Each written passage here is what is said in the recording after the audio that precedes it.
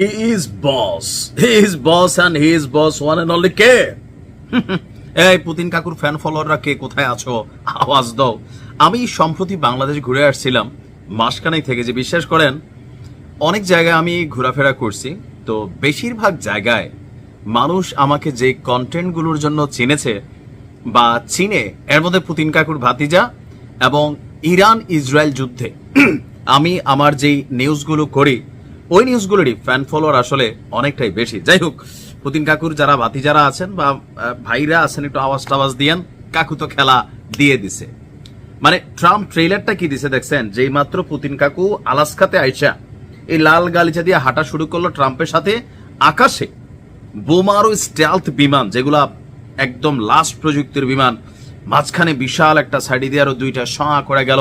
Putin কাকু আবার এমনি কল্লার আলগি দিয়েও দেখছে। যাই হোক, 3 ঘন্টার বৈঠক হয়েছে। জেলিয়া আশা করতেছিল এই বৈঠকে অনেক কিছু হবে, কিন্তু কাম তো কিছুই হয় নাই। পুতিন বরংশ যেটা করছে, এই বৈঠকটা চলাকালীন সময় ইউক্রেনে 85টা অত্যাধুনিক প্রযুক্তির ড্রোন পাঠাইয়া ওইখানে তাণ্ডব চালাইছে। আর এদিকে আলাস্কার সম্মেলনে রাশিয়ার প্রেসিডেন্ট পুতিন স্পষ্টভাবে জয়ী হয়েছেন। কে বলছে? এই মন্তব্য করছে যুক্তরাষ্ট্রের সাবেক জাতীয় নিরাপত্তা উপদেষ্টা জন বোল্টন। 3.5 ঘন্টার এই আলোচনায় আপনার ইউক্রেনের যুদ্ধ বন্ধের কোনো প্রচেষ্টাই ট্রাম্প করেন না। এখানে নানান আলোচনা হয়েছে, বাট পুতিন বলছে যেই কারণগুলোতে এই যুদ্ধগুলা চলতেছে সেই কারণগুলা আগে বন্ধ করতে হবে। অর্থাৎ ইউক্রেন প্রেসিডেন্ট জেলি, এই অভিনেতা, দেখেন ওই রাজনীতির লোক যখন রাজনীতিতে না আসে, সাইড অভিনেতা বা কোনো অন্য XYZ, তখন দেশের পরিস্থিতি কি হয় এটা ইউক্রেনের প্রেসিডেন্ট জেলেনস্কি দেখাই দিছে। বোল্টন বলছেন 3 ঘন্টাব্যাপী গুরুত্বপূর্ণ বৈঠক থেকে আপনার ট্রাম্প কেবল পুতিনের সঙ্গে পরবর্তী বৈঠকের প্রতিশ্রুতি নিয়ে বেরিয়ে আসেন। আর মার্কিন সংবাদ মাধ্যম CNN-কে দেওয়া সাক্ষাৎকারে বলা হয়েছে, সম্মেলনে পরবর্তী বৈঠকের প্রতিশ্রুতি ছাড়া ট্রাম্প পুতিন থেকে কোনো কিছুই অর্জন করতে পারেননি, অথচ পুতিন সম্পর্ক পুনঃস্থাপনে অনেক দূর এগিয়েছেন, যা আমি সবসময় মনে করতাম যেটা তার মূল লক্ষ্য। অর্থাৎ পুতিন কাকু তিনি আপনার কোনো যুদ্ধবিরতির মুখোমুখি হননি, নিষেধাজ্ঞার মুখোমুখি হননি, শুধুমাত্র এখানে পরবর্তী বৈঠকের তারিখও নির্ধারিত হয়নি। ইউক্রেনের প্রেসিডেন্ট জেলেনস্কি এসবের কিছুই সংবাদ সম্মেলনের আগে জানতো না। পরবর্তী সময় যখন সামনে আসছে, তখন উভয় নেতা ফলপ্রসূ বললেও ট্রাম্প বলছে আমরা শান্তি চুক্তিতে পৌঁছাতে পারিনি, কিন্তু চুক্তিতে পৌঁছানোর ভালো সম্ভাবনা রয়েছে। আর বিষয়টা বুঝতে পারছেন?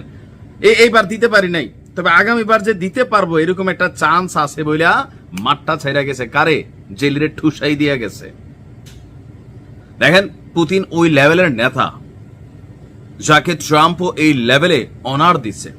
ইভেন অনেকে ভাবতেছিল ট্রাম্পের ডরে পুতিন ঝুঁকা যাবে। শান্ত চেহারার পুতিন কাকু, বয়স হয়েছে, শান্ত চেহারা হলেও ঘাড় তেরা অথবা মাফিয়া ডন হিসাবে আরো যেই নামই দেন পুতিনের, ভাল লাগে এই কারণে যে একটা ভাই ভাই ফিল আসে। আর পুতিনের যেই বজ্র কঠিন সিদ্ধান্তগুলো ইউরোপ, আমেরিকা বা সারা পৃথিবীর কোনো দেশকেই ওইভাবে পাত্তা দেন, আর যাদের জন্য বন্ধুত্বের হাত বাড়ায়, লাইক ইরান, চীন, আমাদের ফিলিস্তিন, এই জায়গাগুলোতে পুতিনের একটা অন্যরকম ভূমিকা আছে। তো যাই হোক, সবাই সারা পৃথিবী তাকাইছিল, মনে করছিল এই বৈঠকে সম্ভবত যুদ্ধবিরতি হয়ে যাবে, পুতিনকে চাপ চুপ দিবে। ট্রাম্প আগে বুংবাং করছিল, কিন্তু আসলে কার্যত কোনো কিছু হয় নাই। পুতিন এখান থেকে জয় নিয়ে ফিরে আসছেন। কোন জয়? ইউক্রেনকে ধোলাবে। অলরেডি জায়গা টাকা দেওয়ার জন্য জেলি রেডি হয়ে গেছে, তারপরেও পুতিনের হয়তো টার্গেট ফিল আপ হয় নাই। খেলা হবে। ভালো থাকুন।